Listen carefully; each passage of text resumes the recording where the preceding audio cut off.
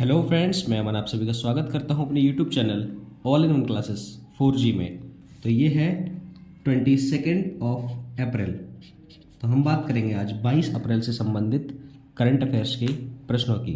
तो जैसा कि ये वीडियो लेट हो गया, इसको रिकॉर्ड होने में बहुत ज़्यादा दिक्कत आई। रिकॉर्डिंग वाला जो सिस्टम है वो आज काम नहीं कर रहा था, इसलिए वीडियो लेट हो गई थोड़ी सी। लेकिन आपको वीडियो मिलेगी ज़रूर। ये मैंने आपसे पहले भी बोला था कि आपकी कोई भी वीडियो, कोई भी सेशन में मिस नहीं होने दूंगा। बस थोड़ा सा आज लेट हो गया, उसके लिए माफ़ी चाहेंगे। तो चलिए स्टार्ट करते हैं। जैसा कि आपको पता है, हम इसमें क्वेश्चन डिस्कस करते हैं, उनके साथ साथ उनके जो इम्पोर्टेंट फैक्ट होते हैं वो भी डिस्कस करते हैं। और आखिरी में आपसे एक प्रश्न पूछा जाता है जिसका आंसर आपको कमेंट बॉक्स में करना होता है। तो वीडियो को बड़े ही ध्यान से देखें और आखिरी तक देखें। अगर आप चैनल पर नए हैं तो चैनल को लाइक करें, शेयर करें और सब्सक्राइब ज़रूर करें। कमेंट बॉक्स में अपनी प्रतिक्रिया दें कि आपको वीडियो कैसा लगता है। तो चलिए बिना किसी देरी के स्टार्ट करते हैं। तो पहला प्रश्न है हमारा, भारतीय नौसेना ने कहाँ अपतटीय सुरक्षा अभ्यास प्रस्थान आयोजित किया? तो ये किया है मुंबई में।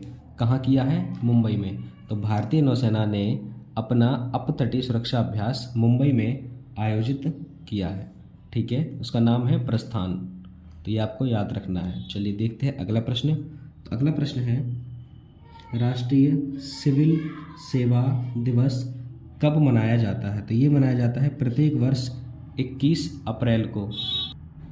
और प्रत्येक वर्ष ये इसलिए मनाया जाता है कि हमें उन लोगों को सम्मानित करना होता है कि जो देश की सेवा में अधिकारी जो होते हैं, सिविल सेवा के अधिकारी जो होते हैं, वो तत्पर तैनात खड़े रहते हैं। उनको सम्मानित करने के लिए भारत सरकार हर साल 21 अप्रैल को ये राष्ट्रीय सिविल सेवा दिवस मनाता है। ठीक है, तो चलिए देखते हैं अगला प्रश्न। अगला प्रश्न देखने से पहले हम बात करेंगे अप्रैल के महीने के जितने भी इम्पोर्टेंट डे हैं उनके बारे में। तो एक एक करके मैं रिवीजन करा दूंगा आपको। जैसे कि हम बात करें 1 अप्रैल, तो 1 अप्रैल को था RBI का स्थापना दिवस और उड़ीसा दिवस या उत्कल दिवस। फिर आता है 2 अप्रैल, तो 2 अप्रैल को था विश्व ऑटिज्म जागरूकता दिवस। ठीक है, उसके बाद 4 अप्रैल, 3 अप्रैल को कोई दिन नहीं था। 4 अप्रैल की बात करें तो 4 अप्रैल को था अंतर्राष्ट्रीय खान जागरूकता दिवस। उसके बाद 5 अप्रैल, तो 5 अप्रैल को है अंतर्राष्ट्रीय समुद्री दिवस और अंतर्राष्ट्रीय विवेक दिवस। इसके बाद हम 6 अप्रैल को आते हैं, तो 6 अप्रैल को मनाया गया था विकास और शांति के लिए अंतर्राष्ट्रीय खेल दिवस। ठीक, फिर हम बात करें 7 अप्रैल की, तो 7 अप्रैल को मनाया गया विश्व स्वास्थ्य दिवस। ये इसलिए मनाया जाता है 7 अप्रैल को क्योंकि विश्व स्वास्थ्य संगठन की स्थापना हुई थी 7 अप्रैल 1948 को, इसलिए। ठीक है, आगे देखते हैं 10 अप्रैल, तो 7 के बाद 10 अप्रैल को मनाया गया विश्व होम्योपैथी दिवस, क्योंकि जर्मन के जो एक चिकित्सक थे जिनका नाम था सैमुअल हैनीमैन। ठीक है, सैमुअल हैनीमैन, तो उनकी जन्म जयंती के उपलक्ष्य में हम 10 अप्रैल को प्रत्येक वर्ष विश्व होम्योपैथी दिवस मनाते हैं। ठीक है, आगे हम बात करें 11 अप्रैल की, तो 11 अप्रैल को हमारे द्वारा मनाया गया राष्ट्रीय सुरक्षित मातृत्व दिवस। राष्ट्रीय यानी कि केवल भारत में, और अंतर्राष्ट्रीय नहीं, विश्व पार्किंसंस दिवस। विश्व का मतलब होता है ये हर देश मनाने वाला। ठीक है, तो 11 अप्रैल यानी राष्ट्रीय सुरक्षित मातृत्व दिवस और विश्व पार्किंसंस दिवस। ठीक, अब हम देखते हैं 12 अप्रैल, तो 12 अप्रैल को मानव अंतरिक्ष उड़ान का अंतर्राष्ट्रीय दिवस, जो यूरी गागरिन ने पहली उड़ान ली थी अंतरिक्ष में, उसलिए। 14 अप्रैल विश्व चगास रोग दिवस और बाबा साहब अम्बेडकर जी की जयंती। ठीक है, आगे देखें 15 अप्रैल, तो 15 अप्रैल को मनाया गया विश्व कला दिवस। ठीक, 16 अप्रैल को हम लोगों ने मनाया हाथी बचाओ दिवस। 17 अप्रैल, बात करें 17 अप्रैल की, विश्व हीमोफीलिया दिवस, जो कि मनाया गया 17 अप्रैल। ठीक है, अब हम बात कर रहे हैं 18, तो 17 के बाद आई 18 अप्रैल। 18 अप्रैल को मनाया गया विश्व विरासत दिवस। 19 अप्रैल को विश्व लीवर दिवस और 20 अप्रैल को मनाया गया चीनी भाषा दिवस। ठीक है, कौन सी भाषा दिवस? चीनी भाषा दिवस मनाया गया 20 अप्रैल को। और यह है 21 अप्रैल राष्ट्रीय सिविल सेवा दिवस। ठीक, चलिए ये मैंने आपको रिवाइज करा दिया। बात करते हैं अगले प्रश्न की। तो अगला प्रश्न है, किसने कामाख्या कॉरिडोर बनाने की घोषणा की? तो ये किसने की है? अब आपको पता होगा कि कामाख्या देवी का मंदिर कहाँ पे है, वो है गुवाहाटी असम में। तो ये किसने घोषणा की होगी? असम ने। तो असम ने ये घोषणा की है कि कामाख्या कॉरिडोर बनाया जाएगा, और कामाख्या कॉरिडोर इसलिए बनाया जाएगा क्योंकि कामाख्या मंदिर के आसपास की जो जगह है उसको विकसित किया जाएगा, उसका डेवलपमेंट किया जाएगा, जिससे वहाँ पे जो पर्यटक आते हैं उनको सुविधाएं दी जा सके। ठीक है, तो चलिए अब देखते हैं असम के बारे में। तो असम की राजधानी है दिसपुर। यहाँ के मुख्यमंत्री हैं हिमंता बिस्वा शर्मा, और नए राज्यपाल जिन्होंने शपथ ली है उनका नाम है गुलाब चंद्र कटारिया। ठीक। और गुवाहाटी में अभी हमने डिस्कस किया है, गुवाहाटी में बिहू के प्रदर्शन ने गिनीज वर्ल्ड रिकॉर्ड बनाया है। पहला बोडोलैंड अंतर्राष्ट्रीय ज्ञान महोत्सव असम में हुआ, और असम के नए डीजीपी बने हैं ज्ञानेंद्र प्रताप सिंह। ठीक। और असम सरकार ने मटियाबाग हवा महल का अधिग्रहण किया। असम के मंत्रिमंडल ने सफाई कर्मचारी आयोग बनाने के लिए विधेयक को मंजूरी दी है। पूर्वोत्तर के पहले यूनानी चिकित्सा क्षेत्रीय केंद्र का उद्घाटन असम के सिलचर में किया गया है। तो ये आपको याद रखना है असम के बारे में। अब असम में है Kaziranga national park, Manas national park, Dihing Patkai national park, Orang national park, Dibru Saikhowa national park. ठीक, ये सारे के सारे जो नेशनल पार्क हैं वो है असम में। ठीक है, अब हम देखते हैं अगला प्रश्न। तो अगला प्रश्न है कि पूर्वोत्तर का सबसे बड़ा बहुउद्देशीय इंडोर स्टेडियम कहाँ बनेगा? तो ये बनेगा शिलोंग में, मेघालय की राजधानी शिलोंग में। ठीक, मेघालय के मुख्यमंत्री कौन है? कॉनराड संगमा, ये भी आपको याद रखना है, और गवर्नर है अनुसुईया उइके। चलिए देखते हैं अगला प्रश्न। अगला प्रश्न है, कहाँ मुलापेटा ग्रीनफील्ड पोर्ट के निर्माण की शुरुआत की गई? तो ये की गई आंध्र प्रदेश में। तो कहाँ बनेगा मुलापेटा ग्रीनफील्ड पोर्ट? ये बनेगा आंध्र प्रदेश में। ये भी आपको इम्पोर्टेंट है, याद रखना है। अब हम बात करें आंध्र प्रदेश की, तो आंध्र प्रदेश के मुख्यमंत्री हैं वाई.एस. जगनमोहन रेड्डी, और यहाँ के अभी हाल ही में नए गवर्नर बने हैं जिनका नाम है जस्टिस एस अब्दुल नज़ीर। ठीक है, ये बने हैं अभी हाल ही में नए राज्यपाल। अब देखिए इम्पोर्टेंट ये है कि एडीआर की रिपोर्ट के अनुसार देश में सबसे अधिक संपत्ति वाले मुख्यमंत्री जो हैं वो है वाई.एस. जगनमोहन रेड्डी, और राज्य ऊर्जा दक्षता सूचकांक 2022 में आंध्र प्रदेश शीर्ष पर रहा। आंध्र प्रदेश में अधिकतम वन क्षेत्र विकसित हुआ है, और आंध्र प्रदेश के कडप्पा जिले में 13वीं शताब्दी के मंदिर की भी खोज हुई है।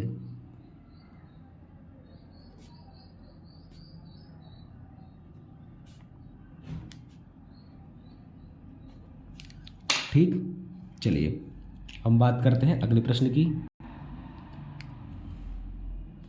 अगला प्रश्न है, किस राज्य में सलोखा योजना लागू की गई? तो सलोखा योजना लागू की गई है महाराष्ट्र में। इससे होगा क्या? इससे ये होगा कि हम अपनी इच्छा अनुसार जो हमारी भूमि है, उपजाऊ भूमि जो है, उसका आदान प्रदान कर सकते हैं। ठीक है, तो इसलिए ये लागू हुई सलोखा योजना। इस योजना के अंतर्गत होगा क्या? 1000 रुपये की रजिस्ट्रेशन फीस लगेगी, और 1000 रुपये का लगेगा स्टाम्प। इसके बाद आप अपनी भूमि का आदान प्रदान कर सकते हैं। तो ये शुरू हुई महाराष्ट्र में। अब देखते हैं महाराष्ट्र। तो महाराष्ट्र के जो चीफ मिनिस्टर हैं उनका नाम है एकनाथ शिंदे, और यहाँ के जो गवर्नर हैं उनका नाम है रमेश बैस। ठीक है, ये हाल ही में नए नियुक्त हुए हैं, इनका नाम है रमेश बैस। अब देखें तो महाराष्ट्र सरकार ने विकलांग कर्मचारियों के लिए 4% आरक्षण की घोषणा की है, और सर्वश्रेष्ठ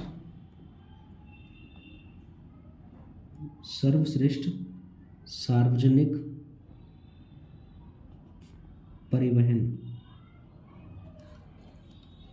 वाले शहरों की लिस्ट में मुंबई जो है वो 19वें नंबर पे है। ठीक है, ऑल ओवर वर्ल्ड में मुंबई जो है वो है 19वें नंबर पे। अब नेक्स्ट है कि सरकार ने लातूर में स्टैचू ऑफ नॉलेज की स्थापना को मंजूरी दी है। क्या बनेगा? स्टैचू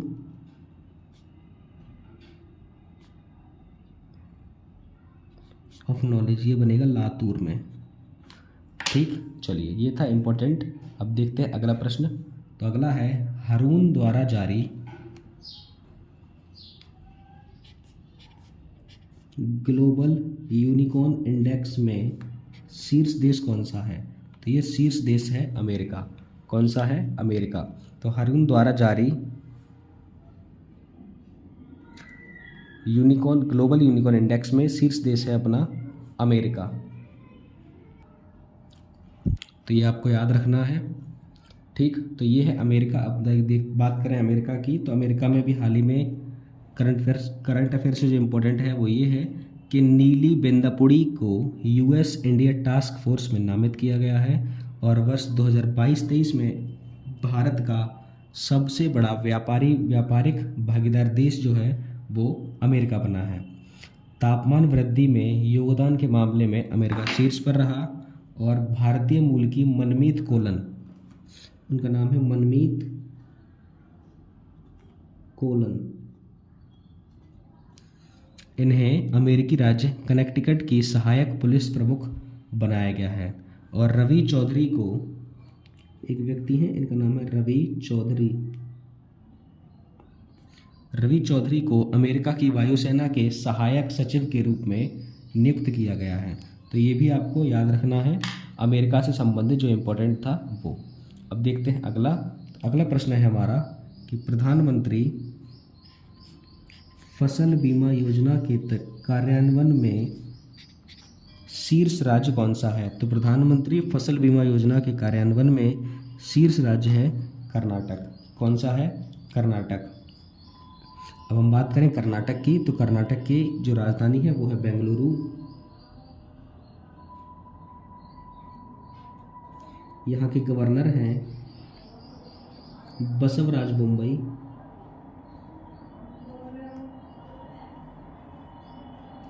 और गवर्नर है थावर चंद गहलोत।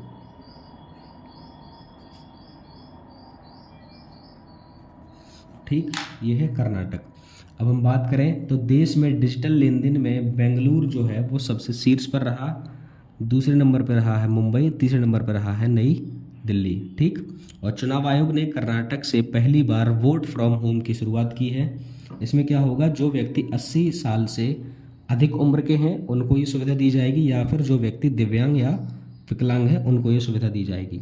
और भारत का पहला 3D प्रिंटेड डाकघर ये कहाँ खुलेगा? ये खुलेगा बेंगलुरु में 1100 स्क्वायर फीट की जगह में। ठीक है, और प्रधानमंत्री मोदी ने कर्नाटक में अंतर्राष्ट्रीय बिग कैट्स अलायंस का शुरुआत किया है। कब की? जब टाइगर प्रोजेक्ट के पूरे 50 साल हुए तब। ठीक है, इंडिया जस्टिस रिपोर्ट 2022 में कर्नाटक शीर्ष पर रहा और कर्नाटक ने 54 साल बाद संतोष ट्रॉफी जीती है। ठीक है, कितने साल बाद जीती है? 54 साल बाद उसने संतोष ट्रॉफी जीती है। अब कर्नाटक में ANSI national park, Kudremukh national park, Nagarhole national park, Bannerghatta national park और बांदीपुर नेशनल पार्क। बांदीपुर, बन्नरघट्टा, कुद्रेमुख, नगरहोल। ठीक है, ये सारे के सारे जो नेशनल पार्क हैं वो हैं कर्नाटक में। और कर्नाटक में बनेगा एशिया का सबसे बड़ा हेलीकॉप्टर कारखाना और वहाँ पे मुख्यमंत्री के द्वारा खोले गए हैं 108 नम्मा क्लिनिक। कितने? 108 नम्मा क्लिनिक। ठीक है, तो ये था कर्नाटक। देखते हैं नेक्स्ट प्रश्न। तो अगला है महाराष्ट्र का सबसे बड़ा इंटरनेशनल स्कूल कहाँ बनाया जाएगा? तो ये बनाया जाएगा पुणे में। किस जगह बनाया जाएगा? पुणे में। और इसे बनाने के लिए लगभग 50 एकड़ भूमि का उपयोग किया गया है। कितनी एकड़ भूमि का? 50 एकड़ भूमि का। और ये बनेगा सिंगापुर की कंपनी के सहयोग से। ठीक है, इसको बनाने में जो सहयोग किया है वो किया है एक सिंगापुर की कंपनी ने। तो चलिए ये इम्पोर्टेंट था। अब देखते हैं अगला। तो अगला है IPL में सबसे ज़्यादा मैच खेलने वाले विदेशी कप्तान कौन है? तो इनका नाम है डेविड वार्नर। क्या नाम है इनका? इनका नाम है डेविड वार्नर। अब जैसे कि आपको पता है IPL चल रहे हैं तो उनसे इम्पोर्टेंट जो भी कोई प्रश्न है वो परीक्षा में पूछे जा सकते हैं। एक प्रश्न तो परीक्षा में आना तय है। अब ये है आईपीएल में सबसे ज़्यादा मैच खेलने वाले विदेशी कप्तान का नाम है डेविड वार्नर। या फिर ये पूछ सकते हैं कि आईपीएल में सबसे तेज 100 विकेट लेने वाले खिलाड़ी। ये आपको याद रखना है कि अगर भारतीय खिलाड़ी पूछा जाए तो आंसर अलग है और केवल खिलाड़ी पूछा जाए तो आंसर अलग है। अगर आपसे पूछता है कि 100 विकेट लेने वाले भारतीय खिलाड़ी तो उनका नाम है हर्षल पटेल, और केवल पूछता है कि 100 विकेट लेने वाले खिलाड़ी तो उनका नाम है कागिसो रबाडा। ठीक है, क्या नाम है? Kagiso Rabada. अब है 2023 आईपीएल 2023 में सबसे शतक लगाने वाले पहले भारतीय, तो उनका नाम है वेंकटेश अय्यर।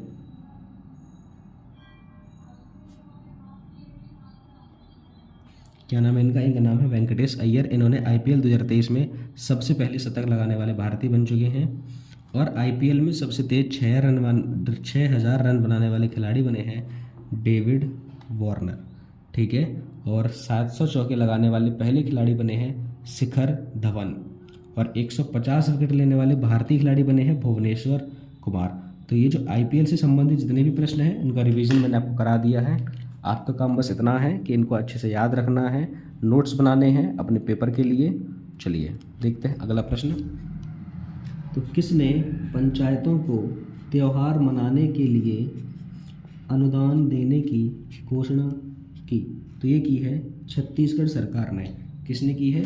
छत्तीसगढ़ सरकार ने। इसने क्या किया है कि इसकी जहाँ पे जो भी पंचायतें हैं उनको ये त्यौहार मनाने के लिए 10,000 रुपये की राशि देगी, जिससे कि जो पंचायतें हैं वो अपनी संस्कृति से जुड़ पाएँ और लोगों को संस्कृति के बारे में जागरूक कर सकें। ठीक है, तो इसलिए छत्तीसगढ़ सरकार उन्हें 10,000 रुपये दिया करेगी, जिससे कि वो सांस्कृतिक त्योहारों को मना सकें। अब हम बात करते हैं छत्तीसगढ़ की।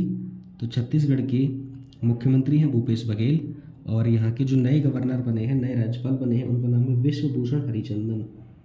क्या नाम है इनका? नाम है विश्वभूषण हरिचंदन। ये बने हैं नए राज्यपाल।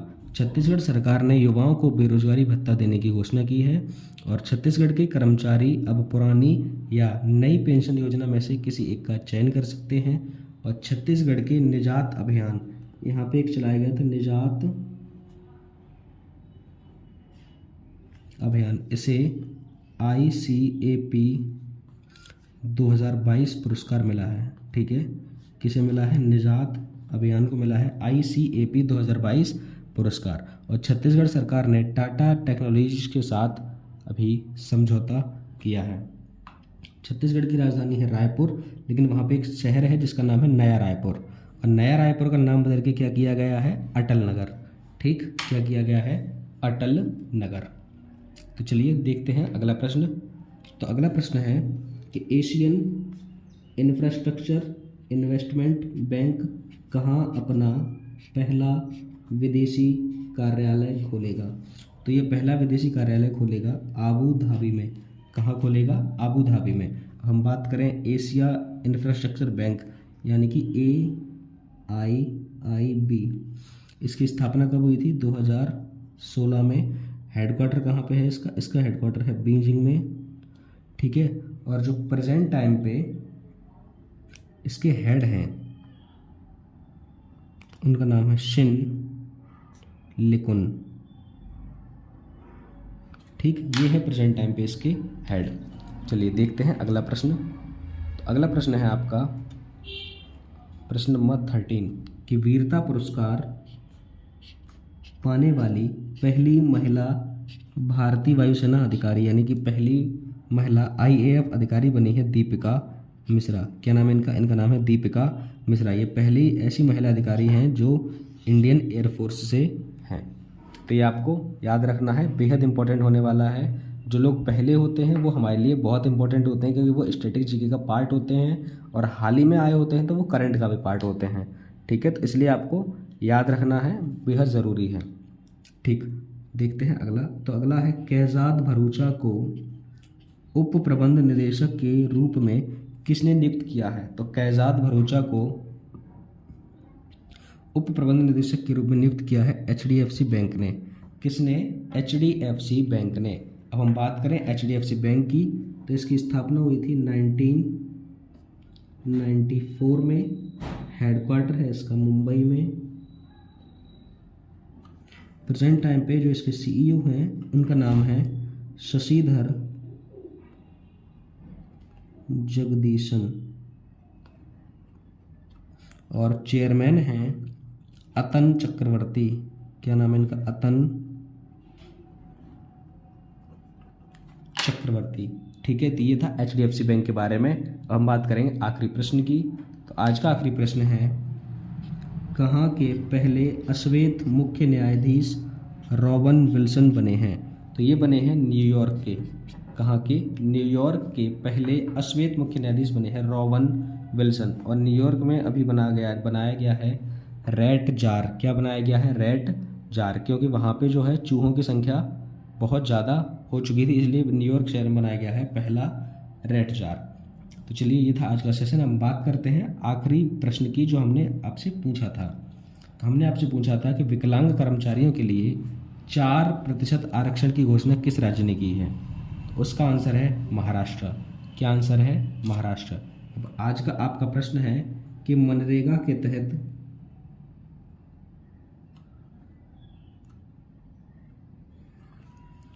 श्रम दिवस उत्पादन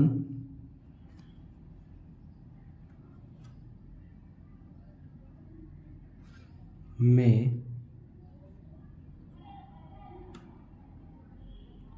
शीर्ष राज्य कौन सा है? तो मनरेगा के तहत श्रम दिवस उत्पादन में शीर्ष राज्य का आपको उत्तर बताना है। ठीक है, तो चलिए मिलते हैं नेक्स्ट वीडियो में। तब तक के लिए जय हिंद, जय भारत।